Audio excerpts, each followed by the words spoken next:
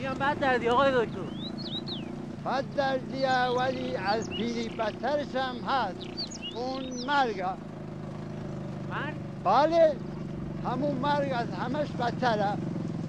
انسان چشم از این دنیای قشنگ و طبیعتهای زیبا و نعمتهای خدادادی میبنده و میره، یه بر نمیگرده.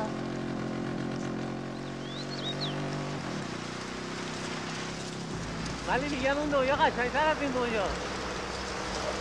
آخه اون دنیا مگر کسی رفته و آمده ببینه قشنگه یا قشنگ نیست؟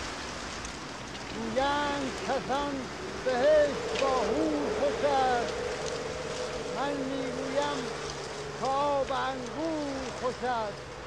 این نقد بگیر و دست از آن نسیه بدار